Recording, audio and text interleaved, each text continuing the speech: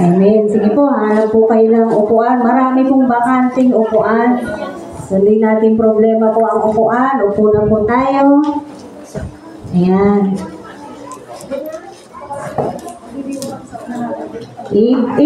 Ano nyo po, occupy nyo po yung mga vacant seat. Ito po, sa tabi ni Bebe. Ayan, tabihan si Bebe sa tabi ni Nanay Iliam.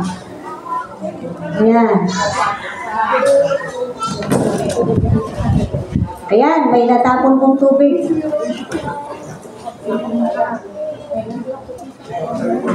Amen. Handa na po ba tayo?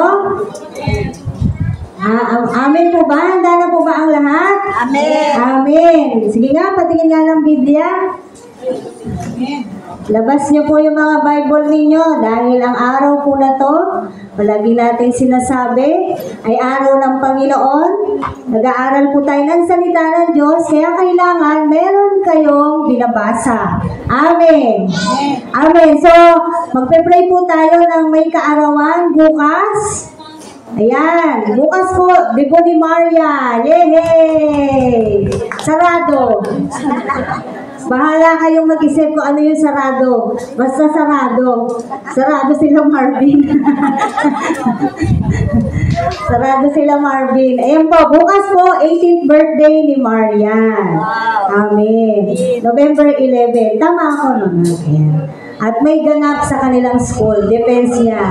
So, best gift na ma-offer natin sa kanya, pag-pray natin siya at yung depends nila for tomorrow. At si Tatay Inyong po, pag-pray natin kasi na-x-ray siya kahapon. Napa-doktor din siya, kaya wala sila dun Sunday. 2 months na daw po yung kanyang ubo.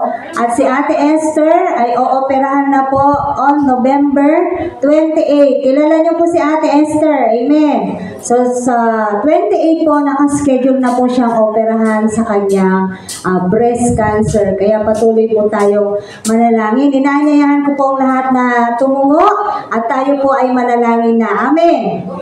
Hallelujah. Purihin ka, o aming Diyos, na makapangyarihan sa lahat. Dinadakila ka po namin, Panginoon. Niluluwalhati namin ang pangalan mo dahil sa iyong kabutihan, O God. Salamat po sa araw na to. Patuloy na sumasamo kami sa iyo. Nawa ay nakita mo kami simula pa kanina na naiaalay namin ng buong buo ang aming mga sarili sa iyo. Maging ang aming mga puso, ang aming kaisipan, Panginoon.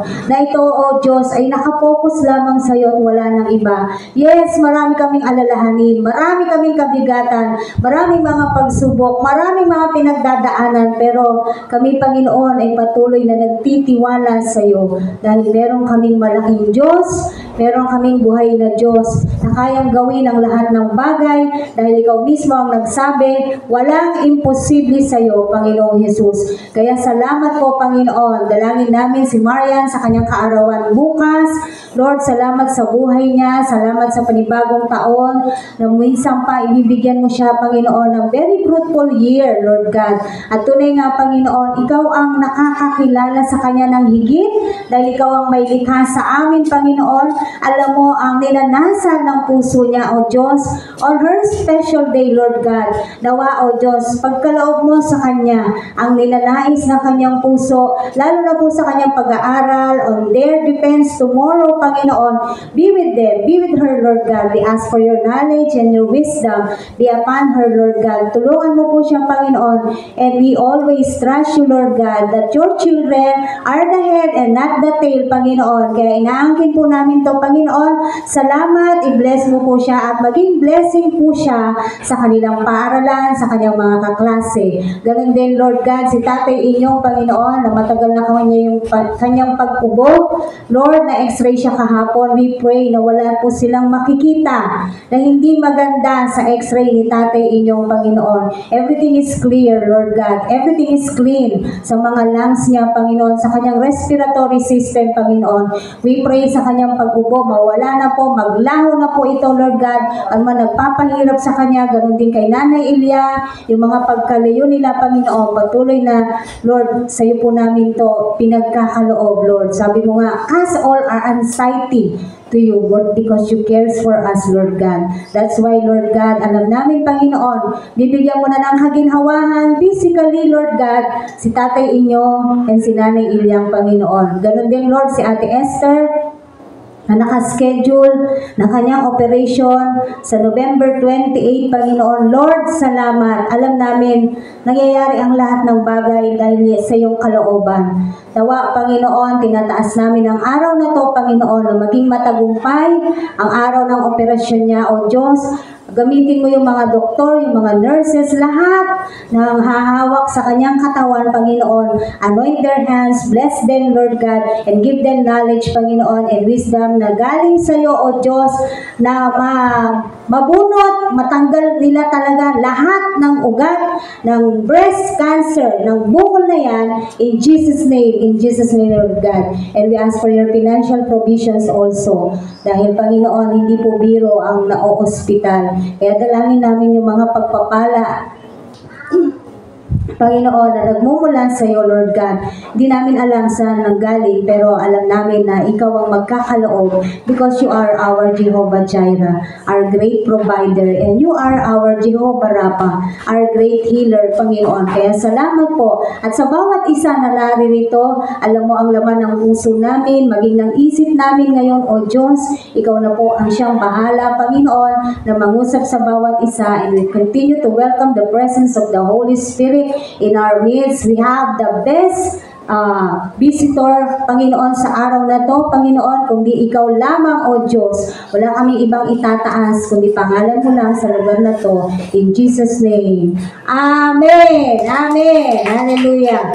Amen. So, bago po tayo magsimula, nais ko po muna na dahil isang linggo po tayong hindi nagkikita-kita, etong side na to, kawayan nyo naman yun doon sa kabilang side.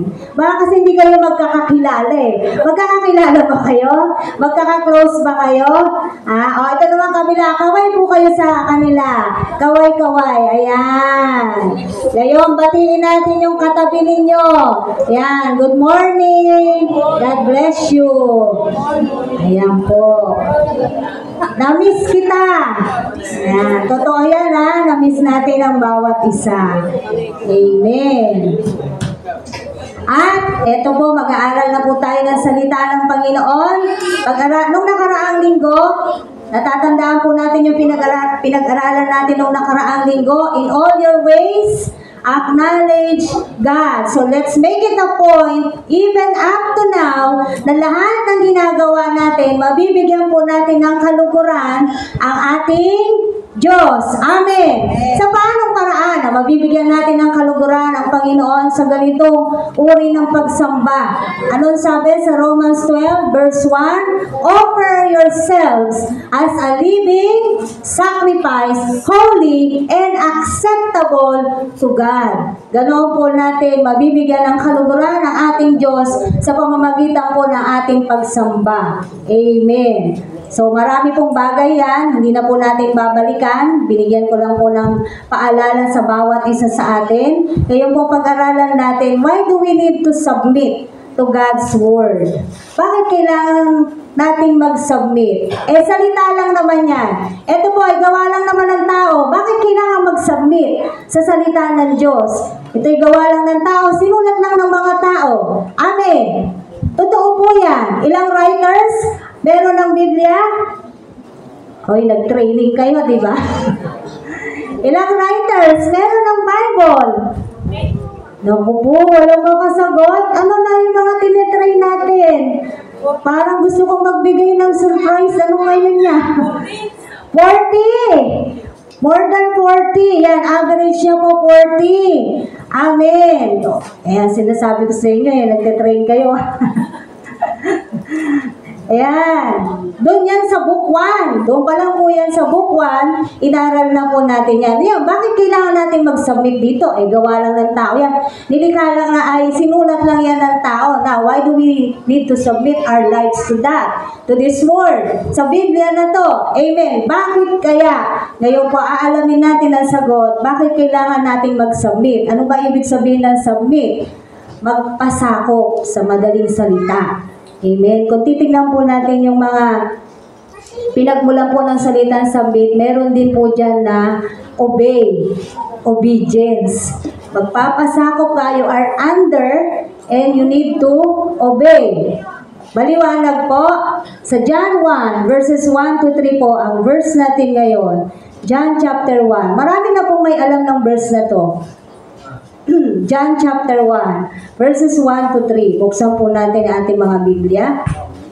Sa New Testament po ang John, para doon sa mga bago. Ayan, basahin po natin. Sabayan niyo po akong magbasa sa pamamagitan ng inyong mga mata. Sa pasimula pa'y naroon na ang salita. Kasama ng Diyos ang salita. At ang salita ay Diyos. Maliwanag? Verse 1 pa lang, alam na po natin ang sagot. Why do we need to submit to God's Word? Sa pasimula pa ay naroon na ang salita. Kasama ng Diyos ang salita. At ang salita ay Diyos. Kasama na siya ng Diyos sa pasimula pa. Sa pamamagitan niya, nilikha ang lahat ng bagay at walang anumang nalikha nang hindi sa pamamagitan niya. Salamat Panginoon sa iyong salita sa araw na to. Nawa o Diyos, we can really submit ourselves to your God's word starting today. In Jesus' name, Amen. Maliwanag po na sinasabi dito sa ating Biblia kung bakit kailangan nating mag-submit. Bakit kailangan nating magpasakop sa salita ng Diyos. Kasi sabi rito, sa pasimula pa'y naroon na ang salita. Wala pa ang lahat. Wala pa kahit tayo. Wala pa kahit sinong tao. Wala pa ang lahat. Naroon na ang salita. Tandaan po natin yan. Kasama ng Diyos ang salita at ang salita ay Diyos. Itong salita na to ay Diyos na buhay. Sino yon? Ang ating Panginoong Jesus. No? Pinersonify niya yung salita. Kaya sabi, ang salita ay Diyos. So kung tayo ay magsasubmit ng mga sarili natin sa ating Diyos, we are submitting ourselves to God itself. Amen? Kung isasubmit natin ang mga sarili natin sa salita ng Diyos, ibig sabihin po ay napapasakop tayo, sinasubmit natin ang ating mga sarili sa ating Diyos. Amen. Hinahayaan natin na malaman ng Diyos na that He is the Lord of our life. When we are under, when we are submitting ourselves, we let God know, na tayo po ay na siya ang Diyos natin sa buhay natin, and that we love Him more than anyone or anything else in this world. Now, we have to ask ourselves, mahal ko ba ang Diyos? Yan. Palagi po natin itong nagiging, diba? Palagi natin nagiging tanong. Magandang maging tanong natin sa ating mga sarili. Talaga bang mahal ko ang Diyos? Talaga bang ako ay nagpapasakop sa Diyos? Mahalaga po ang salita ng Diyos. Bakit? It reveals the truth. Dito po natin malalaman ang alin? Ang katotohanan. Amen?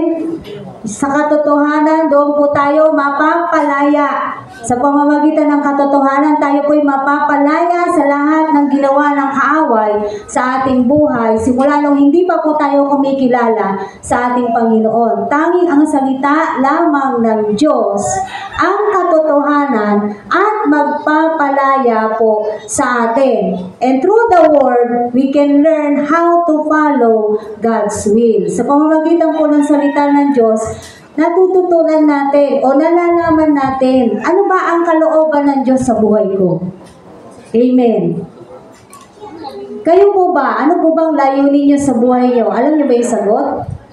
Bakit ka nabubuhay? Sabi ng iba, siyempre nabubuhay ako para sa pamilya ko. Tama. Siyempre nabubuhay ako para sa mga anak ko. Siyempre nabubuhay ako para sa asawa ko at napakadami pang sagot. Yan. Bakit ka nga, ano ba talaga ang layunin ng buhay natin?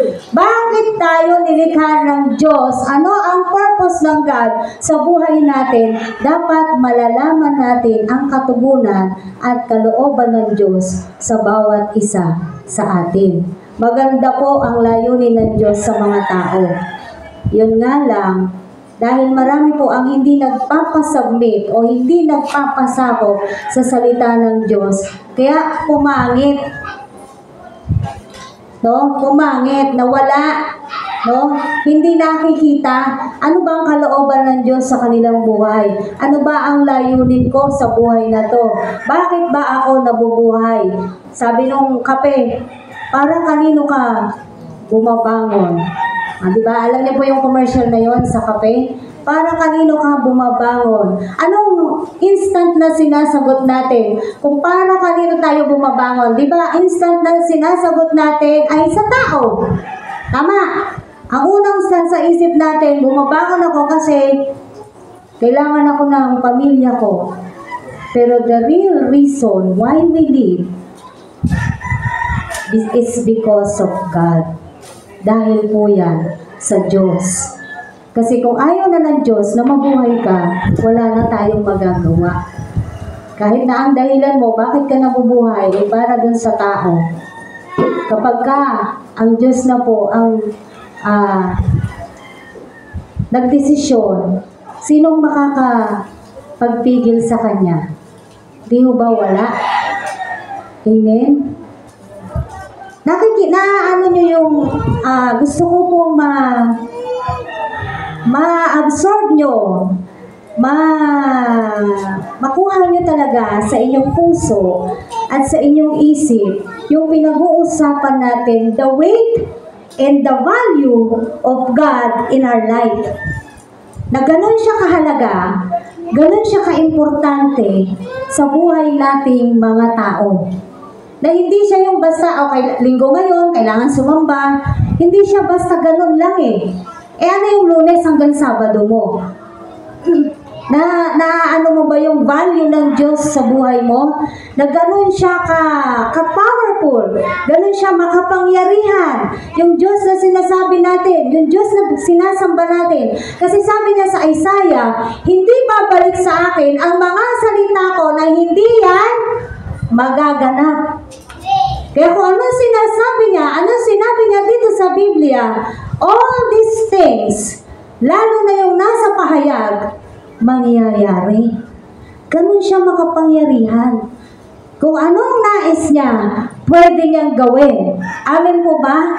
Kaya mas lalong dapat at karapat-dapat na yung mga sarili natin, pinapasakop natin doon sa may kapangyarihan na alam natin kayang gawin ang anumang bagay sa ating mga buhay.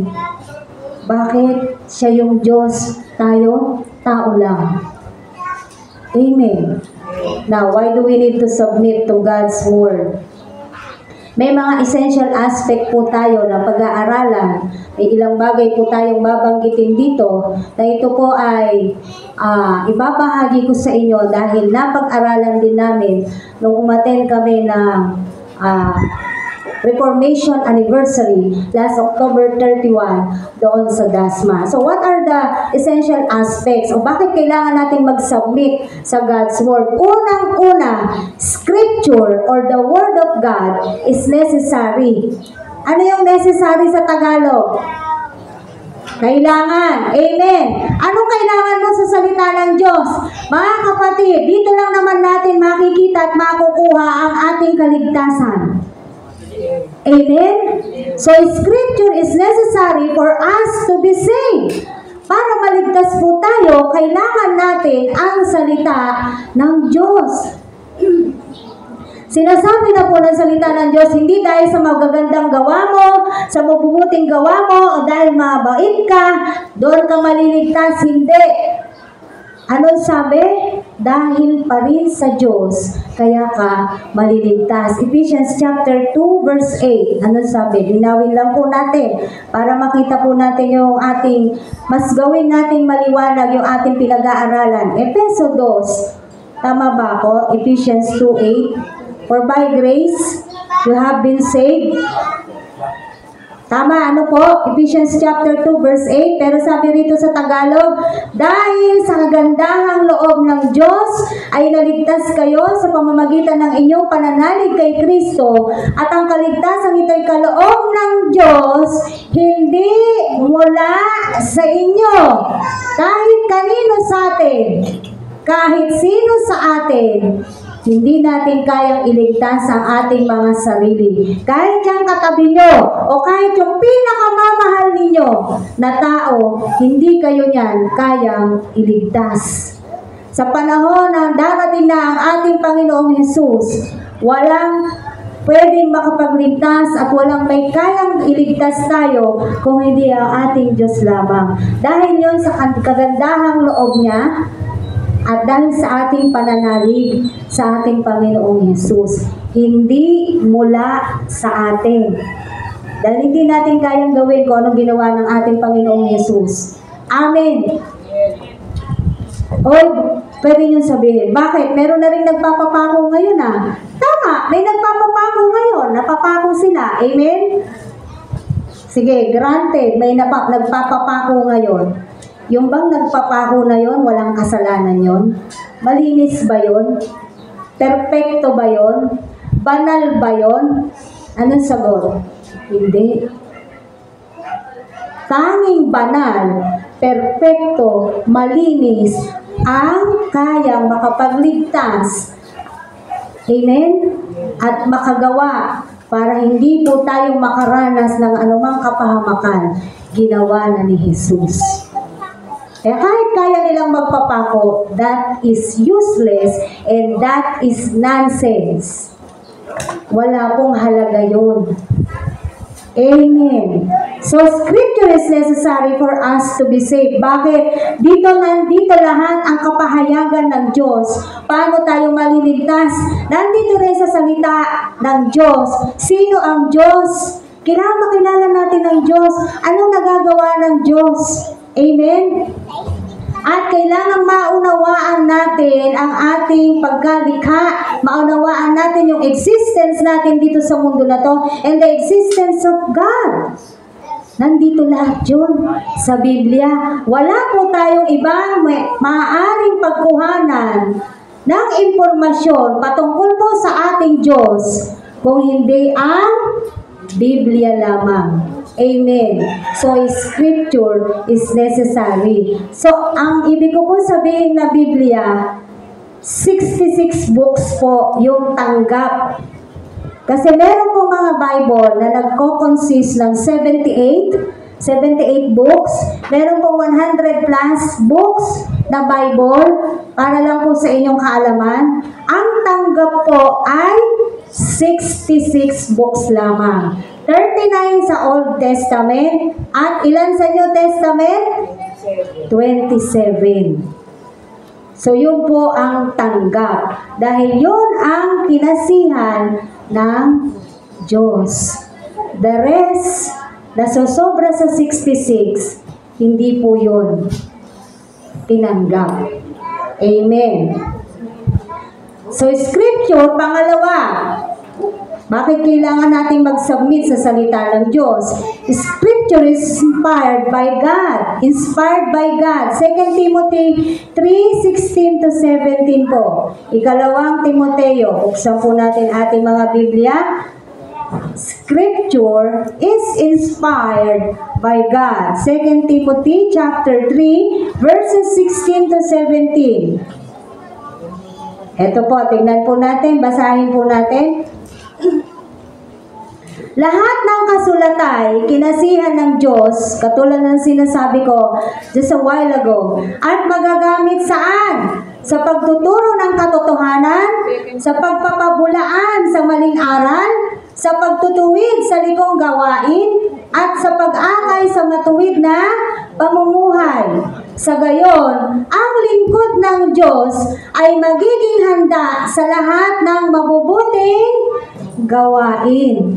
Makita po natin to, sinasabi rito, lahat ng kasulatay kinasihan ng Diyos. Kaya kahit po tao ang nagsulat nito, hindi nila yon basta-basta sinulat. Sila po ay kinasihan ng Espiritu ng Diyos. Amen. Para mas maging maliwanag po sa atin. At itong Biblia na hawak-hawak po natin ay magagamit saan? Sa pagtuturo ng katotohanan. Lahat ng katotohanan patungkol sa Diyos nasa Biblia. Amen. Kaya you need to check your book kung 66 books nga yung nilalaman ng inyong Biblia. Kasi merong mga Biblia, merong kasama si Macabeo. Kung familiar po kayo dyan, Catholic Bible po yun. So hindi kasama si Macabeo sa inapprove. Amen po. So ito po sinasabi rito, lahat ay magagamit sa pagtuturo ng katotohanan. Ano pa? Sa pagpapabulaan sa maling aral. Kaya napakahalaga na meron po tayong salita ng Diyos. At napakahalaga na nagbabasa tayo ng Biblia, nakikinig tayo ng salita ng Diyos, sumasamba tayo, umaaten po tayo. Bakit? Para may alam ka. Para kilala mo yung Diyos. Para alam mo yung totoo. At kaya mong panindigan ang iyong pananampalataya. Amen. Kasi kung medyo shallow, mababaw, yung pagkaalam mo, sino ang Diyos? Diba may nagtanong sa'yo, sino ang Diyos? Paano maliligtas? Ewan ko ba? Basta sabi, magbasa raw ng Bible. Naku po, pagka hindi nyo alam ang sagot, paano kayo maliligtas? Kapatid, you need to study again. Amen. You need to study hard. And you need to listen harder. Amen. At this point, kailangan, lalo na yung mga nagte-training, kaya nyong idepende ang inyong kaligtasan at kaya nyong ipaliwanag paano ka naligtas. Hindi mo yan basta sasagutin. Kasi napako si Jesus sa krus. Very general, very, ano yung tawag sa sagot na ganon? Very basic and very common. At yung safe, very safe. Nagpapaka-safe ka. Pero sa totoo, hindi mo kayang ipaliwanag. Paano ka nga ba talaga maliligtas? Just one thing, gusto kong i-testify sa inyo. Kasi wala siya rito, hindi niya kaya mag-testify. Meron akong tinetrain from Japan. Kala nyo ba? Imported tayo. Opo, totoo. May tinitrain ako from Japan. Alam nyo ba, just last Monday, nag-start kami ng book 2. May nag-mission sa kanya. Sa Japan. Mga INC. Sila po, maalam sila. Take no. Yung mga yan, maaalam. Magagaling po. Sa totoo lang, magagaling sila. Kaya nung siya'y tinanong at nakasagot siya, nagulat sila. Sabi daw sa kanya, maalam ka pala. Bakit? Anong inaasahan nila? Di mo ba? That's the point. Inaasahan nila na hindi mo alam ipaliwanag yung tinatanong nila. And that is why she really appreciate the training. Amen, mga kapatid. Kasi kahit alam mo na yan, kung nakakalimutan mo, pero pag nag-train ka, nare-refresh ka. Tama po ba? Nare-refresh tayo. Huwag mo sabihin magaling ka na. Walang ibang magaling. Diyos lang. Kahit magaling ka at marami kang alam, hindi mo pa rin alam lahat. Kaya kailangan mo pa rin mag-training. Amen. Yun yung sinasabi ko. Nakikita natin yung kahalagahan ng ginagawa natin doon sa training. Kasi doon sa training, nahihimay yung mga ganoon. Kasi tinanong siya, paano ba maliligtas? Paano ba makakakilala sa Diyos? Amen. Kaya, sabi na lang tuloy sa kanya in the end, o pag meron ka na lang ibang yun po yung punto ko. Kasi pag once na hindi mo kayang i-depend ang sarili mo, hindi ka nila tatantanan. Hanggang sa makuha ka na nila. Nakuha nyo? If you cannot depend your faith to others, nakakatakot. Di mo kayang ipaliwanag yung pananampalataya. Ba't ka ba born again? Dapat alam mo sagot. Ba't ka born again? Amen. Born again ako kasi nag-a-attend ako sa born again. Hindi siya ganon. Amen. Kaya scripture is important, mga kapatid.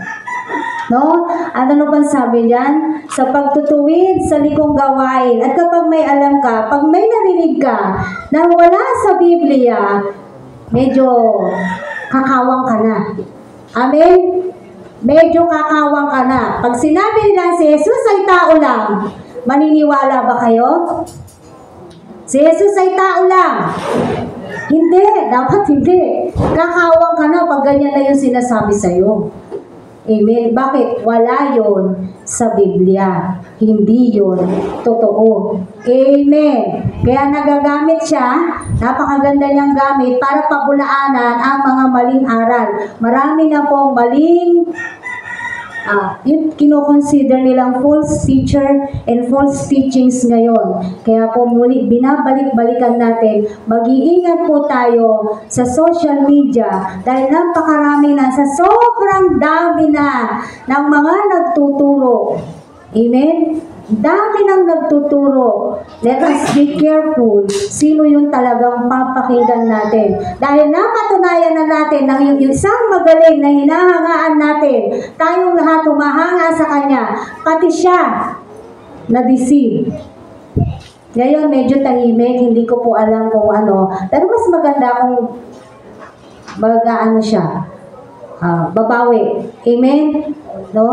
Kung bumalik po siya sa dati. 2 Peter 1:21, sabi po rito.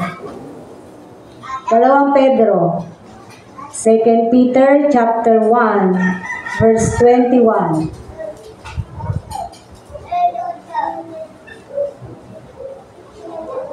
Sapagkat hindi nagbuhat sa kalooban ng tao ang hula ng mga propeta. Ito'y galing kanino? Sa Diyos at ipinahayag ng mga taong kinasihan ng Espiritu Santo. Yung mga propeta sinasabi po rito, ito'y po yung mga binigyan ng kapahayagan ng Diyos dito, kaya nakasulat sila sa Biblia. Anong sabi? Hindi nagbuhat sa kalooban ng tao ang hula ng mga propeta. Ito'y galing sa Diyos at ipinahayag ng mga taong kinasihan ng Espiritu Santo. Kaya ang Biblia po, self-authenticating siya. Siya magpapatunay na siya ay genuine. Ano yung genuine? Totoo. Bakit? May mga pangalan na nakasulat dito na nandoon din sila sa mga libro ng history. Like, si Nero, si Nimrod. Amen? Yang mga pangalan na yan, hindi nyo lang sila sa Biblia mababasa. Mababasa nyo rin sila sa history natin sa labas. Yung mga libro, mga history books. Sino ba yung magaling mga aso? Yung nag-conquer ng halos buong mundo. Sino yon? Halos ma-conquer niya yung buong Alexander the Great. O, yun. So, nasa history yung mga yan. Pero nasa Biblia po sila. Amen. No? Kaya self-authenticating po ang Bible, yung 66. Gusto kong gawing maliwanag. Kaya i-check niyo yung mga Bible ninyo.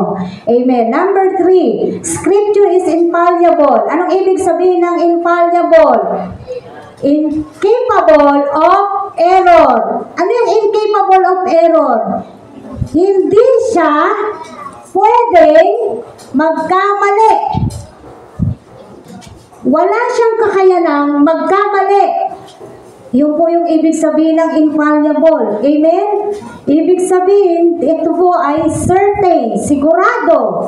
Kung ano nakasulat dito, wala pong mali na nakasulat sa Biblia. Lahat po ng naririto ay tama. Tama at totoo. John 17:17. Basahin po natin. John chapter 17 verse 17. Sabi po rito, si Jesucristo po ito nung nananalangin siya para sa kanyang mga alagad at para sa mga taong nasa kanya, ibinigay sa kanya ng Diyos Ama. Italaga mo sila sa pamamagitan ng katotohanan. Ang salita mo'y katotohanan. Makita po natin to, si Jesus po ang nagsasalita rito at siya mismo sinabi niya, italaga mo sila sa pamamagitan ng katotohanan. Ang salita mo'y katotohanan. Si Jesus po perfecto, tayo hindi. Amen. Kaya hindi siya nagkakamali at wala siyang mali. Awit 18:30. Awit. Basahin po natin sa Awit 18. Talata 30.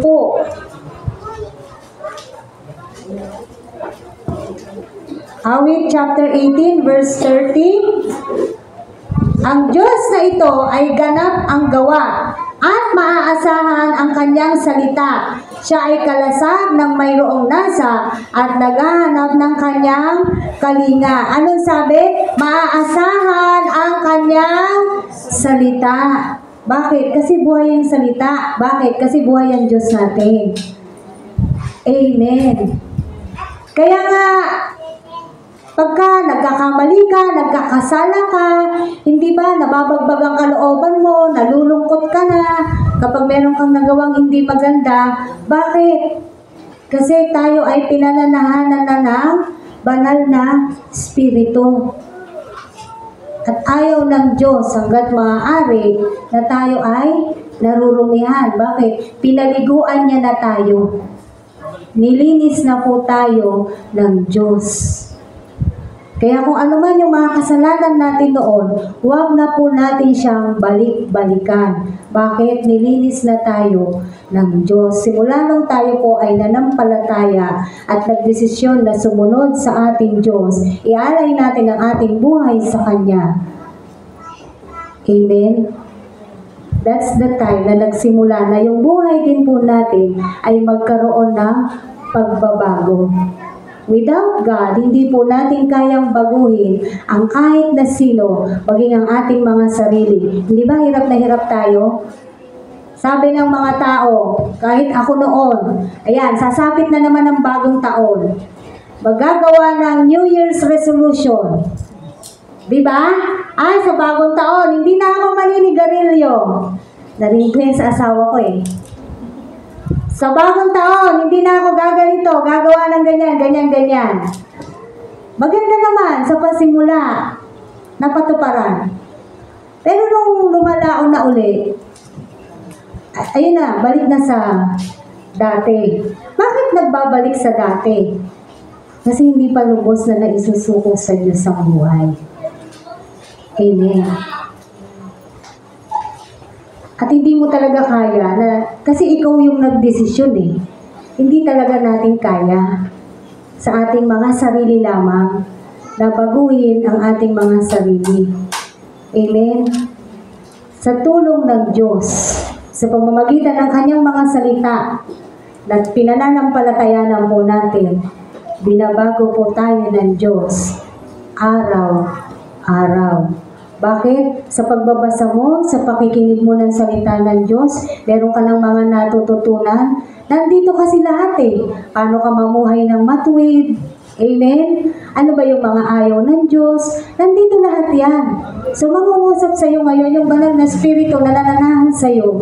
Nagkakaroon ngayon ng pagbabago sa iyo. Hindi man mabilis na pagbabago, no? Pero merong mga, sabi nga, slow progress is still a progress. Ang mahalaga, ikaw ay nagbabago. Para kanino? Para sa tao, hindi. Para sa Diyos at para sa sarili mo. Dahil hindi ka nga maliligtas ng tao. Amen. Yung mga biruan dati pa, di ba pag dumating si Jesus at kasama ka, sasabit na lang ako sa paa mo. Di ba biruan yung mga ganyan? Hindi po pwedeng mangyari yun. Salvation is personal. Amen. Kahit sumabit-sabit ka kung kanino man, magkakaroon pa rin ng kaparaanan, mahuhulog ka pa rin kasi maiiwan ka talaga. Yun yung katotohanan doon. Kaya, anong dapat natin gawin? Umasa po tayo sa salita ng Diyos at makinig. Matutong sumunod. Sabi niya sa James, huwag lang kayong tagapakinig, maging tagagawa din kayo ng salita. Ang saan po eksakto yun? James, ano yun? Santiago, babalikan po natin para doon sa mga bago natin ay naririnig po nila na huwag ka lang basta maging tagapakinig ng salita ng Diyos. Gusto ng Diyos, ginagawa mo rin ang iyong napapakinggan. Hingi po ako ng tulong. Sino nakakaalam? James, ano po? 1:22. Thank you, Joy. Santiago, 1:22. Sige, buksan po ninyo para nakikita po ninyo. Mamuhay kayo ayon sa salita ng Diyos. Kung ito'y pinakikinggan lamang ninyo, ngunit hindi isinasagawa, ano sabi? Dinadaya ninyo ang inyong sarili, sapagkat ang nakikinig lamang ng salita at hindi nagsasagawa nito ay katulad ng isang taong humarap sa salamin at umalis matapos makita ang sarili. Agad nalilimutan ang kanyang ayos. Ngunit ang nagsasaliksik at patuloy na nagsasagawa ng kautosang sakdal at nagpapalaya sa tao at hindi isang tagapakinig lamang na pagkatapos ay nakakalimot, ang taong iyan ang pagpapalain ng Diyos sa lahat niyang gawain. Amen! You want God to bless you? Ako, yes. Amen? Pag narinig mo yung salitang blessing, oo naman, sino bang aayaw sa blessing? Sabi rito, lahat ng gawain ng taong marunong sumunod sa salita ng Diyos, lahat ng gawain ng taong nagsasubmit sa salita ng Diyos, pagpapalain ng Diyos. Hindi ako may sabi, di ba Biblia? Nakita nyo, nabasa po ninyo. Pero kung ikaw, nakikinig ka lang, pero hindi mo naman sinusunod, hindi mo naman ginagawa, isinasabuhay ang salita ng Diyos, para ka lang daw yung taong humarap sa salamin, pagkatas nalilimutan na ang lahat. Bakit? Kasi hindi sinasabuhay. Amen. Sinabi sa iyo ng salita ng Diyos, maging mabuti ka. Yan. Pero hindi mo naman isasagawa. Wala lang din. Sabi rito sa binasa po natin. Wala lang, parang nakinig ka lang, tapos wala naman dating sa'yo. Bakit? Wala kang intensyon na sundin mo ang salita ng Diyos, kaya walang nababago sa'yo. Amen? Kasi, kailangang mag-cooperate ka doon sa salita ng Diyos. Para makita mo yung pagbabago sa buhay mo, you have to obey and be submissive to God's Word. Huwag kang maghintay ng himala sa buhay mo. Maate naman ako, ba't walang nababago sa akin? Hindi kasalanan ng Diyos yun. Wala po sa Diyos ang problema. Na kanino? Nasa tao. Amen. Umaate naman ako, ba't hindi ako nag-grow hanggang ngayon? Hindi na rin kasalanan ng Diyos yan. Kanino na yung kasalanan? Sa tao. Umaate na ako, ba't hindi ako nagmamature? Hindi na kasalanan ng Diyos yan. Kanino na kasalanan yan? Sa tao. Amen. Bakit? Kasi hindi mo naman ini-intention sa buhay mo na magpasubmit at gawin talaga kung anong sinasabi ng Diyos sa buhay mo. Kaya wala nababago. Kaya akala ng iba, walang epekto ang salita ng Diyos. Hindi po. Napakamakapangyarihan ng salita ng Diyos. Kung susundin. Kung magpapasakop. Pero kung pinananatili mo lang na pinakikinggan at hindi mo naman sinasabuhay, definitely, your life. Do not have changes. Bakit? Ayaw mo. Ayaw mong isuko sa Diyos ang lahat-lahat sa buhay mo. Bakit? May reservation ka pa. Ba't ko isusuko to? Masarap yung ganitong buhay ko. Amen? I-reserve mo, yung sarili mo, yung sarili mong kaligayahan, yung sarili mong pagnanasa, yung sarili mong laman, yan yung mga nire-reserve mo. Pero diba, hindi yun yung nais ng Diyos. Kaya kung gusto mong magbago, magdesisyon ka. Walang problema sa salita ng Diyos. Kahit na 1 taon, 2 taon, 3 taon kang i-Bible study, i-training ng i-training, kung hindi mo sinusunod ang salita ng Diyos, wali. Amen. Kaya po tayo nagte-training din. It's part of our training because our training is holistic. Part of the training is discipline. Now, you ask yourself if you are already disciplined. Tanungin niyo yung mga sarili niyo kung disiplinado na kayo. Amen. Pang-apat, Scripture is authoritative. Anong ibig sabihin nun? He has this absolute authority. Siya yung may kapangyarihan, siya yung may karapatan. Ang salita ng Diyos. Kaya nga kung gagamit ka para pabulaanan ng maling aral, hindi mo siya ibabase sa sarili mong karunungan, kung hindi ibabase mo siya sa salita ng Diyos, because this is our final authority. Ang Biblia, ang salita ng Diyos. Amen. So may kapangyarihan, may karapatan ang salita ng Diyos sa ating mga buhay dahil ang salita ay Diyos. Lagi niyo po yan. Kailangan nagsisink in yan sa ating mga sarili. Nagsisink in yan dapat sa ating mga puso. Amen.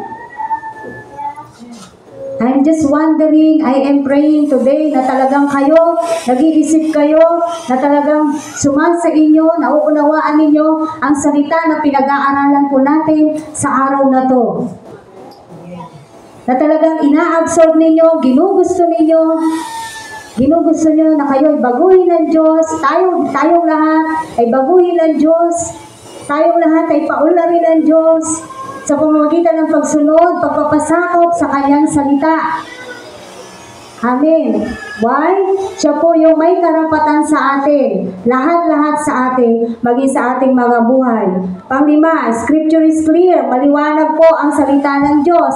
Acts or Gawa 13:46. Gawa. Buksan po natin. Gawa. Acts chapter 13, verse 46. Sabi po rito, ayan, nakita niyo na? Ngunit buong tapang na sinabi ni na Pablo at Bernabe, sa inyo muna dapat ipahayag ang salita ng Diyos. Yamang itinakwil ninyo ito, hinatulan ninyo ang inyong sarili na hindi karapat-dapat sa buhay na walang hanggan, kaya pupunta kami sa mga hentil. Ayan, ayaw nilang pakinggan sila Pablo at Bernabe sa pagbabahagi doon sa mga salita. Ayaw nilang makinig doon sa nagpipreach kila Pablo at Bernabe. Kaya anong sabi nila? Kayo ang humatol sa inyong mga sarili na hindi kayo karapat-dapat sa buhay na walang hanggan, kapiling ang Diyos. Kaya kung merong mapupunta sa impyerno, hindi yung kagagawa ng Diyos. Kagagawa niyo ng tao. Bakit? Ayaw nilang makinig Ayaw nilang sumunod Amen? Kaya sabi nga nila Pablo at Bernabe rito, kayo humatol sa inyong mga sarili na hindi kayo karapat-dapat sa buhay na walang hanggan. Ayaw nilang pakinggan. Kaya anong ginawa nila? Pumunta sila at nagturo sila sa mga hentil. Sino yung mga hentil? Hindi sila mga Hudyo na hindi naniniwala noon sa salita ng Diyos. Pero ang mga hentil ngayon, tayo mga hentil din po dati, ngayon ay mga naniniwala na sa salita ng Diyos. Amen. At doon umikot ang ministeryo ni Pablo.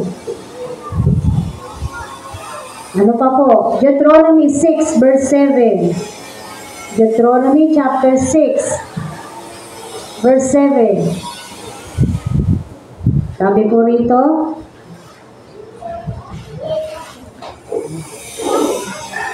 ituro ninyo ito sa inyong mga anak. Basahin nyo na lang po sa taas para alam nyo ano yung ituturo ko sa mga anak ko. Yung po yung salita ng Diyos, kautusan ng Diyos.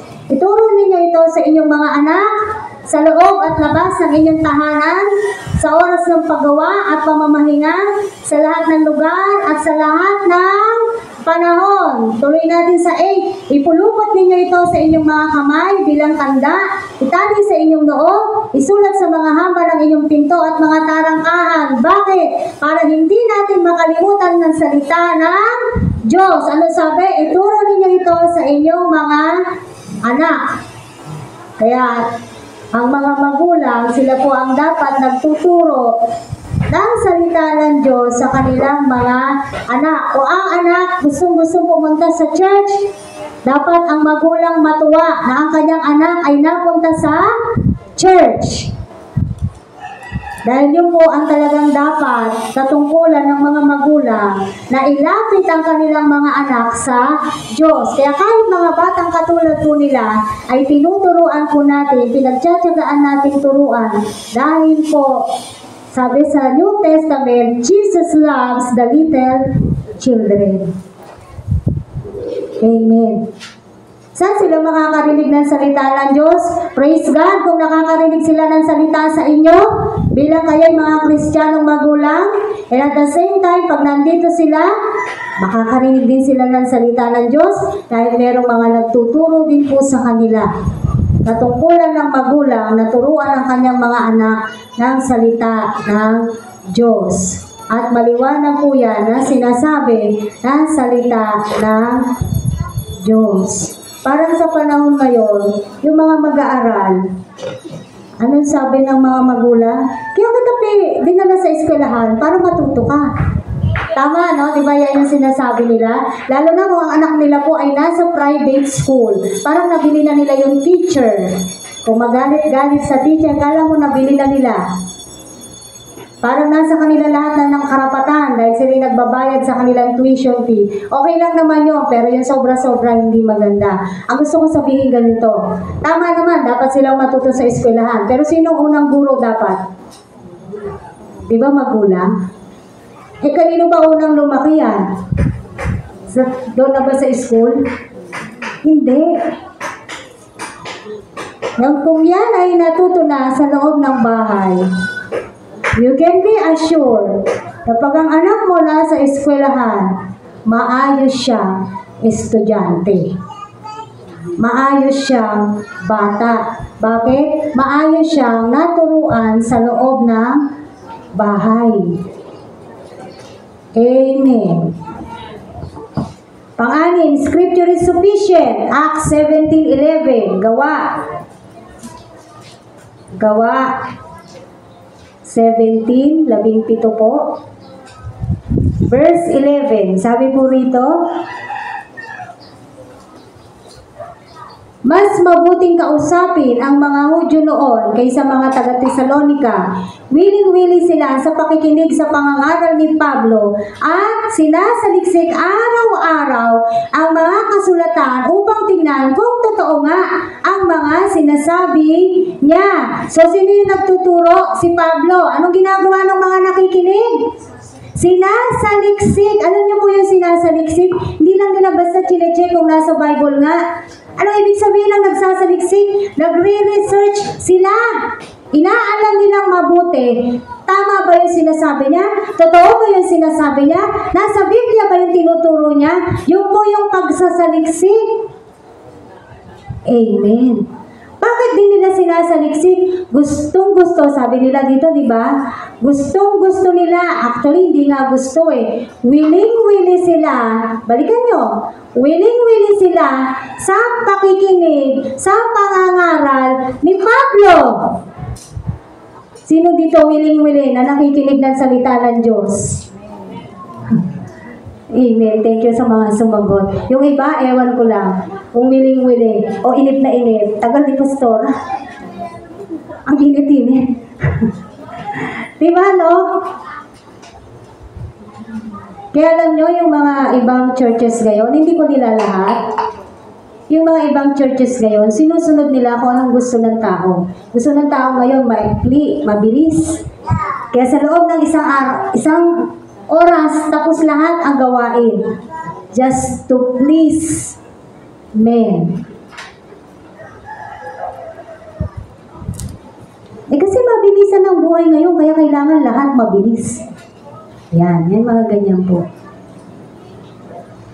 Mabilis din namang magkukuha ang God eh. Ano sabi sa Biblia? In just a blink of an eye. Kumurap na kayo. Kurap.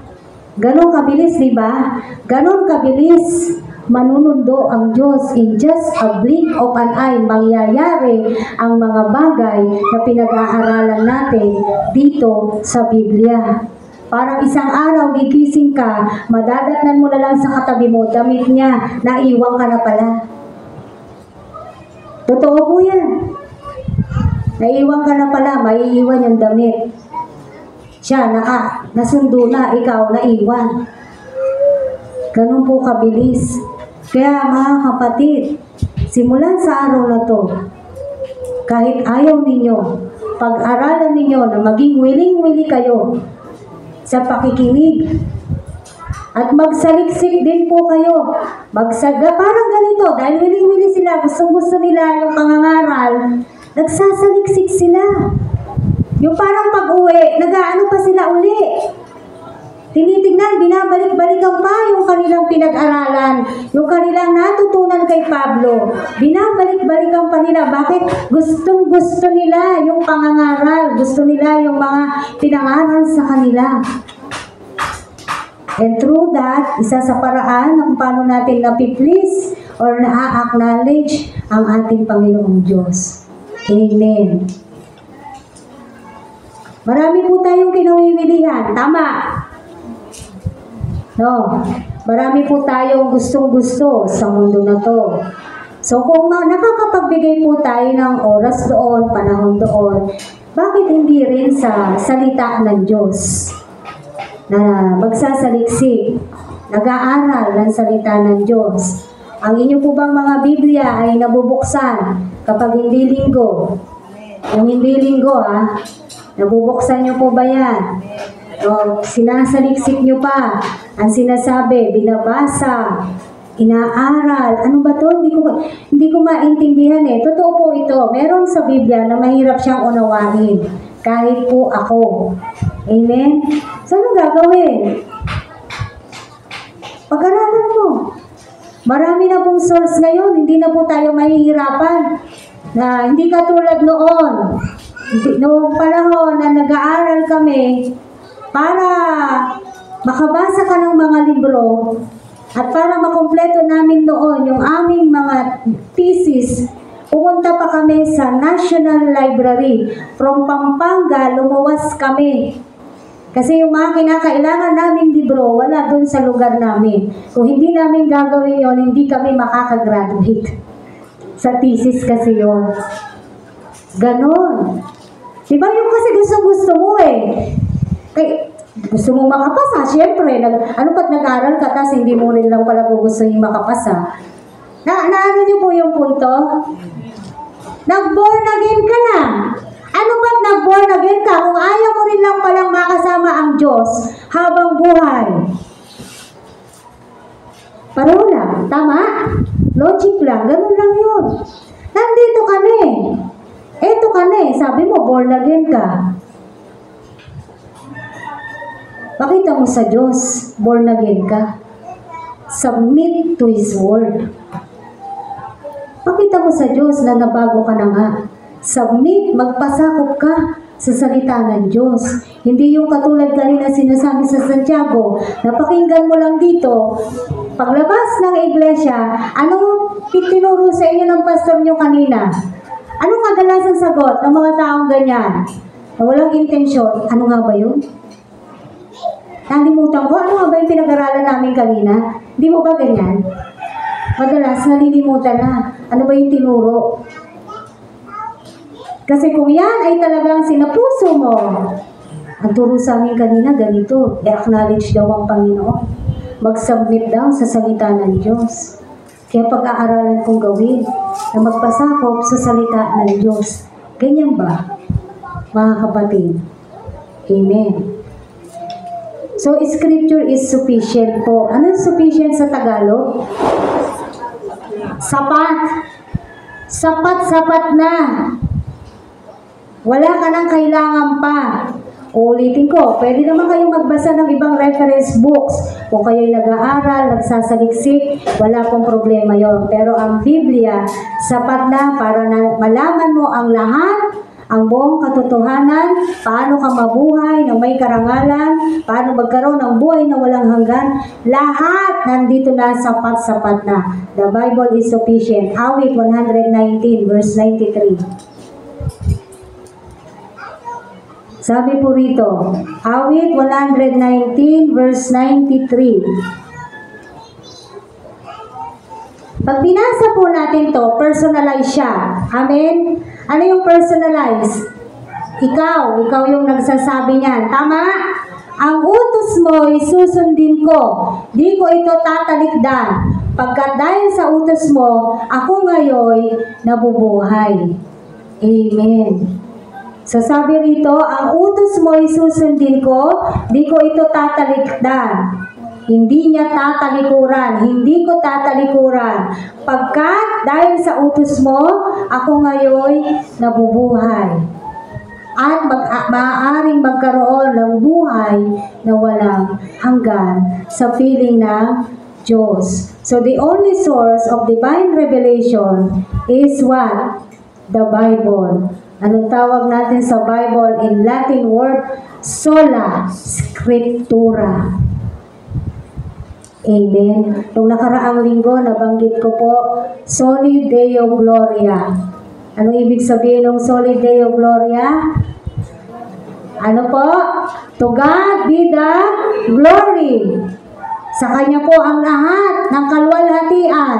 At nung nakaraang Miyerkules, tinuro naman ng ating kapatid, Soli, ano tinuro mo, Tess? Gracia. Tama? Ano yung Soli Gracia? Through grace alone. At ngayon po, sola scriptura. Scripture alone. Sapat na kasi ito eh. Wala na po tayong ibang kakailanganin pa. Ang pinakamataas at pangunahin na autoridad natin ay ang Biblia. Ngayon, bilang conclusion natin, kilala niyo po si Satanas. Amen. Ayan. Maganda, kilala niyo siya. Nahanap ko po yung ilang libo yung nakasama niyang bumagsak. Sabi ko, Satan deceived 1/3 of the angels. Si Satanas, si Lucifer ay isang anghel dati. Tandaan po natin yan, di ba? Alam niyo na yan. Si Lucifer, napakagandang anghel. Napakagaling na anghel. Pero ano nangyari sa kanya, di ba? Nagkaroon siya ng pride. So, ito po yun. Satan deceived 1/3 of the angels that were in the presence of God. Nasaan sila nung naganap yung pangyayari ngayon? Hindi ba nasa langit sila? Amen? Nasa langit sila. Bakit? Na-deceive niya nga rin yung 1/3 of the angels. Parang it's 100, hindi lang po siya 100,000 eh. Pero nasa Revelation po yun. No? Kung ilan po yung lahat ng nakasama ni Lucifer na binagsak ng Diyos sa lupa. Kasi kumampi sila kay Lucifer. So kung yung 1/3 na yun, na nasa presensya na ng Diyos, nadideceive pa. Nadeceive sila eh. Amen? Imagine the power he has over mere men who don't submit to the word of God. Naintindihan po ninyo? Imagine the power he has over mere men who don't submit to the word of God. Ano yung kapangyarihan ni Satanas sa buhay ng isang tao na hindi nagpapasakop sa Diyos? Pwede nating sabihin, all authority of Satan nandun sa tao na yon. Bakit? Hindi siya nagsasubmit sa salita ng Diyos. Kung mga anghel nga na-deceive eh. Nandun nasa Mateo din, kung hindi po ako nagkakamali. Even the elect will be deceived. Ngayon, sino ka ngayon para hindi ka ma-deceive? Ano ka ngayon na hindi nagpapasakop sa salita ng Diyos para hindi ka ma-deceive? Hindi ka matangal. Hindi ka maloko. Nakita po ninyo? Huwag masyadong mataas ang tingin sa sarili. Na ikaw ay marunong, maraming alam, binabagsak po ng Diyos sa mga mapagmataas, pinapaya ng Diyos yung mga taong marunong sa mundo na to. Sinong ipinapalit niya? Sinong ginagamit niya? Diyos sa paningin natin ay mga mangmang. Bakit? Para ipakita ang kapangyarihan ng Diyos, hindi para ipahiya yung tao. Kung hindi dahil sa Diyos, kaya nagagawa ng mga tao na hindi considered na marunong sa mundo na to, nagagawa nila yung gawain dahil sa Diyos. Amen. Ulitin ko, isipin mo ngayon kapatid, ikaw ba'y nagpapasakop sa salita ng Diyos? O pinakikinggan mo lang?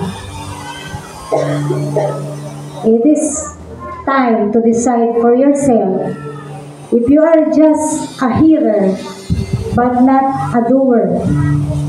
It is time for you to decide if you are willing to submit to God's word or dahil meron ka lang gusto sa Diyos, meron ka lang pinagpe-pray sa Diyos, tapos nung nasagot na ng Diyos yung iyong panalangin, bye Lord.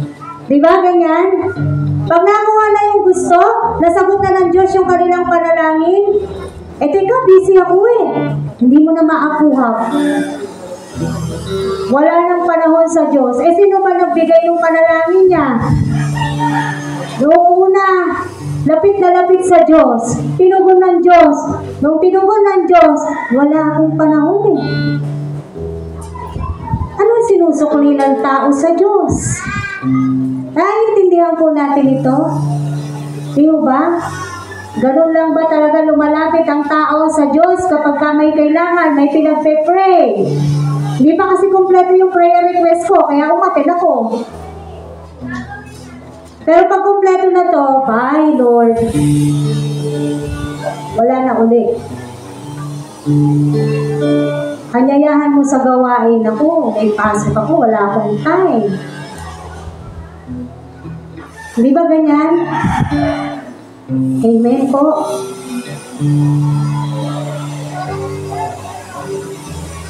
Nawa po, natututo po tayo. Natututo tayo kada linggo. Natututo din tayo sa mga trainings natin. Again and again, the reason why we do that discipleship training. Anong tawag din sa training na ginagawa natin? Discipleship training. So what do we expect after the training? That each of you will become a disciple of Jesus Christ. Amen. I hope. Yes. I really hope and pray. Nawa ganun nga ang mangyari. Dahil hindi po nagtatapos sa training ang buhay nating mga Kristiyano. Hindi nagtatapos sa training ang buhay nating mananampalataya. Amen, mga kapatid. We need to submit to God's word.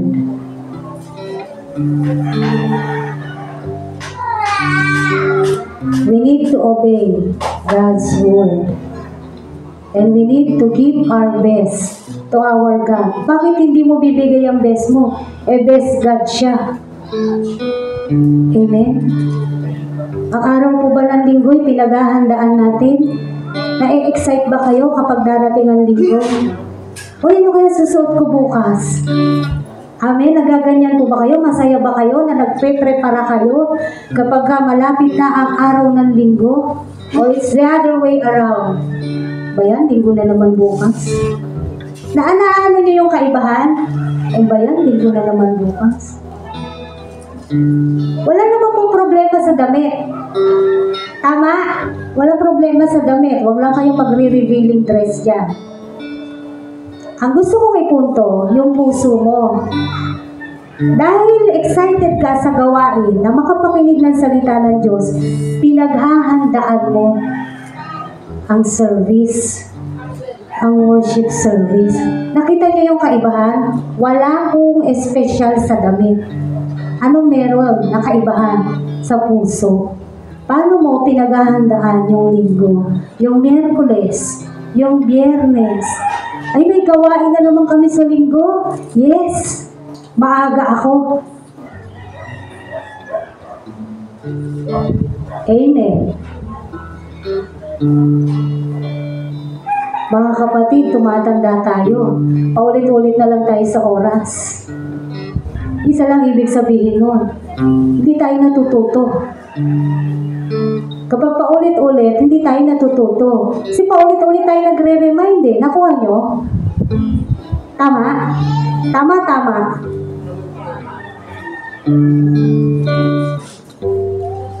Kala ko kanina kami lang.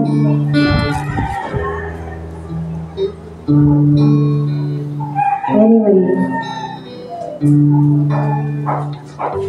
manalangin po tayo. Hallelujah. Manalangin po tayo. Kapatid, manalangin ka, pumikit ka, yumuko ka. Don't mind your seatmate. Huwag mo intindihin yung katabi mo. Kung ayaw niya, let her, let him. Basta ikaw, yung sarili mo, tiyakin mo, nakikipagniig ka sa Diyos. Makikipag-usap ka sa Diyos. Dudulog ka sa Diyos. Hallelujah. Hallelujah. Purihin ka, O Diyos.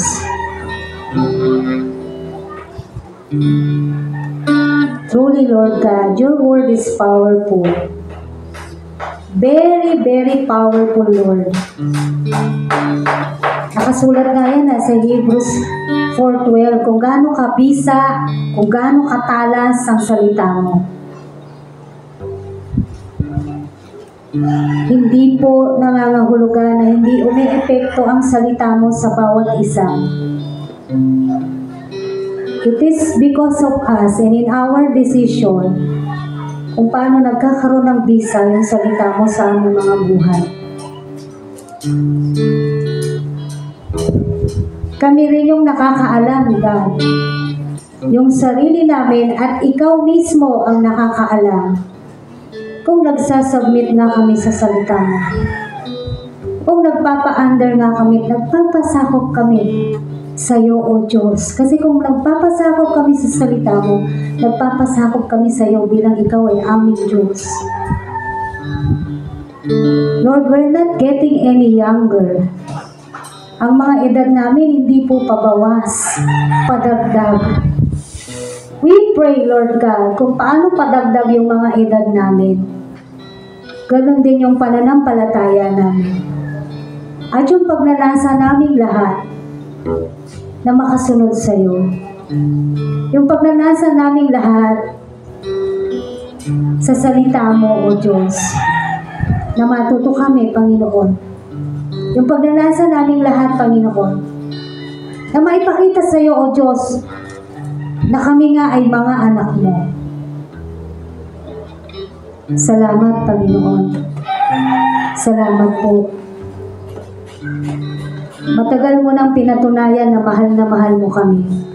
Pero palagi mo pa rin pinatutunayan kung gaano mo kami kamahal by giving your word unto us, Lord. Giving your revelations, giving your messages, God. Palaging merong reminder, merong pagtuturo, Panginoon. Merong pagpapaalala, merong pagkokorek at pagre-review. Kung nakokorek kami, God, salamat. Thank you, God. With a humble heart, we accept your correction. And with a humble heart, we accept your review to each and every one of us, Lord. And we just thank you, Lord God, for loving me this much, Lord, for loving us this much. Sobra-sobra yung pagmamahal mo sa amin. Umaapaw yung pagmamahal mo sa amin. Bagamat kami, hindi ganon yung love namin sa'yo eh. Hindi ka nga namin nauuna agad eh. May pagkakataon na hindi ka namin nauuna, pero ikaw, palagi ang iyong tingin, ang iyong concern ay nasa iyong mga anak. That's how you really love us that much, Lord.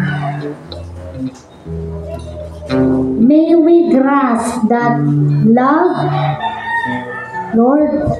Nawa, hindi lang to namin basta narinig, kung hindi lubos na nauunawaan namin the value and the weight of your word, God, in our lives. Na ikaw yung makapangyarihang Diyos, na dapat meron kaming banal na pagkatakot sa iyo. Kaya God, tulungan mo po kami. Kung kami mahina, palakasin mo kami, Panginoon. Kung meron pa kaming mga bagay na hindi na isusuko sa iyo, tulungan mo kami, Panginoon, na maging matapang kami na harapin yung katotohanan, tanggapin yung katotohanan na nagmumula sa iyo. O Diyos, yung salita mo ay totoo, sapagkat ikaw yung salita. Panginoon, nawa sa umaga na to, sa araw na to, simula sa araw na to, mas marami ang maging willing and obedient na magpasubmit sa iyo, God, na magpasakop po sa iyo, God. Sabi mo, Lord, sa John, if you love me, you will obey my commandments. God, all of us here can say that we love you. But you know who is real and what is real. Kaya dalangin namin na sa pamamagitan ng pagsunod namin sa iyong mga salita, sabi mo nga, Lord, doon namin mapapakita na mahal ka nga po namin, Panginoon. Nawa, maging totoo kami sa mga salita na to na iyong ibinigay na sa amin long before na binabalik mo na lang sa amin ngayon. Thank you, God. Thank you for your word. In Jesus' name. Amen.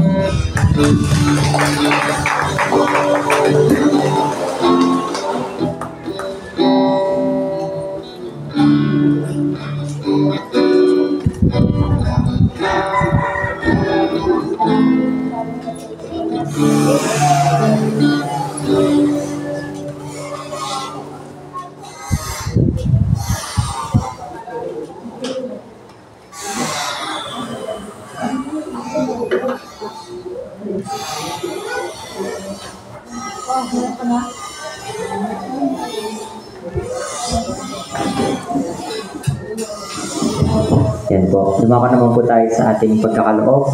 Yan. Isa to sa way sa pag-submit and obey natin sa Panginoon. Panalangin na po natin ang ating mga tithes. Lord, muli nagpapasalamat kami, Panginoon, sa oras at araw na ito, Panginoon. Nagka-oras na bigyan mo namin privilege, Panginoon, para sambahin ka, Panginoon.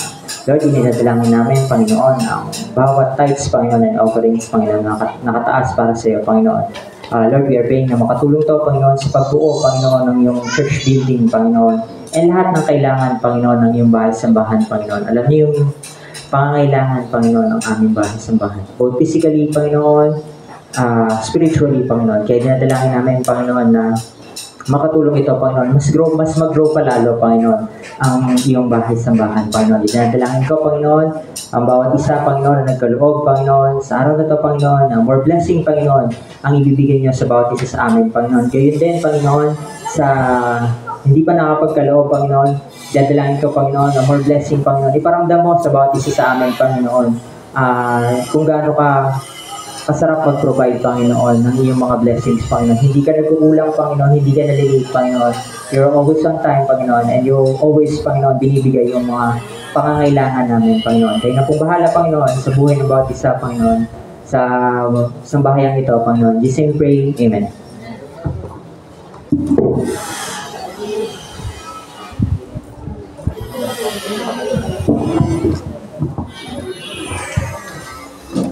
tayo po ay prayer and fasting sa araw na to, kaya mamaya na po ipag-pray yung ating bansa. Amen? So nakafast po tayo. Ang gawain po natin ay hanggang mamaya alas 3 po ng hapon. Yan. So habang kayo po ay nagkakaloob, mag-a-announce na po ako. Yan. So sa darating po na linggo,